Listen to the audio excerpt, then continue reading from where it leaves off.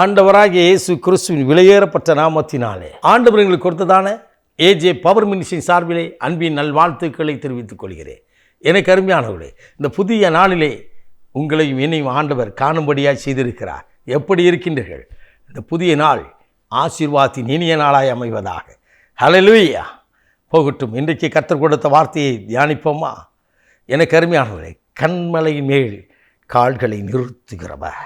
சங்கீத புத்தகம் திருப்பாடல் புத்தகம் 40ஆம் அதிகாரம் 2வது திருவசனம் சொல்கிறது, பயங்கரமான குழியிலும் உளையான சேற்றிலும் இருந்து என்னை தூக்கி எடுத்து என் கால்களை கண்மலையின் மேல் நிறுத்துகிறார். ஹல்லேலூயா.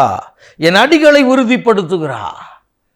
நீங்களும் நானும் உளையான சேற்றில் இருந்த போது கர்த்தர் நம்மை தேடி வந்து தூக்கினாரே, அவர் சொந்த இரத்தத்தினால் விலையேறப்பட்ட நாமத்தினால, அந்த இயேசு என்னும் நாமத்தை கொண்டு பரிசுத்த இரத்தத்தினாலே என்னை தூக்கி எடுத்தாரே, அந்த தேவன் சொல்கிறார் கண்மலையின் மீது. யார் அந்த கண்மலை? இயேசுவே நித்திய கண்மலையாக இருக்கிறார். ஹல்லேலூயா. அந்த கண்மலையில் நிறுத்தி நம்முடைய அடிகளை உறுதிப்படுத்தி நடத்துகிறார். ஒருவேளை அவமானத்தின் மத்தியிலே, வேதனை மத்தியிலே, பாடுகள் மத்தியிலே, பாரங்கள் மத்தியிலே கண்ணீரோடு கடந்து வருகின்றீர்களோ, கலங்காதீர்கள். அதே சங்கீதக்காரன் சொல்கிறான் 40ஆம் அதிகாரம் 1 வசனம், பொறுமையோடு நான் காத்திருந்தேன், பொறுமையோடு அவர் பாதத்தில் காத்திருந்தேன். காத்திருந்தீர்கள் அல்லவா?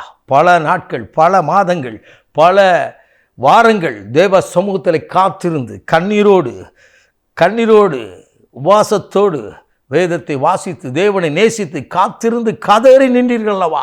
எனக்கு பதில் இல்லை ஆண்டவரே, என்னை தூக்கி எடுக்க ஒருவர் இல்லையே என்று சொல்லி, இந்த கடன் பாரத்திலிருந்து விடுவித்து என்னை தூக்கி எடுக்க ஒருவர் இல்லை என்று சொல்லி கதறிக்கொண்டிருந்தீர்கள் அல்லவா? பிரியமானவர்களே, கர்த்தர் உங்களோடு பேசுகிறார். உங்களை தூக்கி எடுத்து உயர்த்துகிறவர். யோசேப்பை குழியிலிருந்து தூக்கினார், யோசேப்பை சிறையிலிருந்து தூக்கினார், தானியேலை சிங்க குகையிலிருந்து தூக்கினார், பேதுருவை சமுத்திரத்துக்குள்ளிருந்தா தூக்கினார். எனக்கு அருமையானவர்களே, உங்களையும் என்னையும் நீங்கள் எந்த சூழ்நிலை இருக்கின்றீர்களோ அதே சூழ்நிலையை ஆண்டவர் தூக்கி உங்களை உயர்த்தப் போகிறார், நிறுத்தப் போகிறார். அநேகர் நினைக்கலாம், இதோடு இவனுடைய நிலை கதை முடிந்து விட்டது, இவனுடைய வாழ்க்கை முடிந்து விட்டது, இவன் நிலை அவ்வளவுதான் அப்படி என்று நினைக்கலாம். இல்லை எனக்கு அருமையானவர்களே, அதற்குள்ளாயிருந்து அந்த இடத்திற்கு வந்து நம்மை தூக்கி எடுக்க ஒருவர் உண்டு. அவர்தான் இயேசு. அவர்தான் இயேசு. அவர்தான் உங்களை தூக்கி எடுத்து பல வருடங்கள், பல மாதங்கள், பல நாட்கள் கதறி கண்ணீர் வடித்தீர்களே, பொறுமையோடு காத்திருந்தீர்களே, அதற்கு பதிலை கர்த்தர் இன்றைக்கு கொண்டு வருகிறார். உங்களை தூக்கி எந்த இடத்துல தலை குனிந்தீர்களோ, தள்ளப்பட்டீர்களோ, தாழ்த்தப்பட்டீர்களோ, உதாசீனப்படுத்தப்பட்டிருக்கிறோ, அதே இடத்துல தேவன் உங்களை உயர்த்தி ஆசீர்வதிக்கப் போகிறார். ஹல்லேலூயா. இன்றைக்கு ஆண்டவர் நடத்துவா.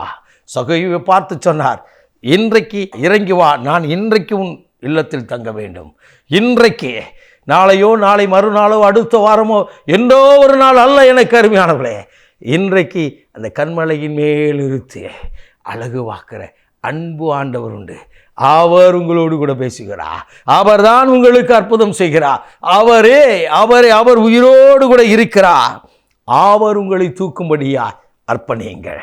ஆண்டவருடைய பாதத்தில் விழுந்து, ஆண்டவருடைய சமூகத்தில் காத்திருந்து, அவரை விசுவாசித்து, அவரை நேசித்து, அவருடைய பாதத்தில் நில்லுங்கள்.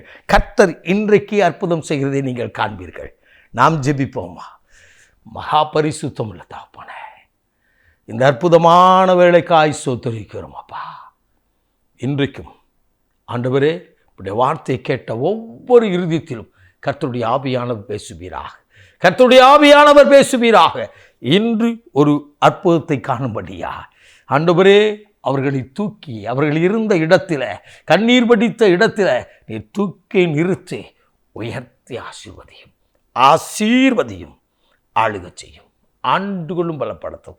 இயேசு கிறிஸ்துவின் விலையேறப்பட்ட நாமத்தில் ஜெபிக்கிறோம் ஜீவனுள்ள நல்ல பிதாவே. ஆமென். ஆமென். God bless you.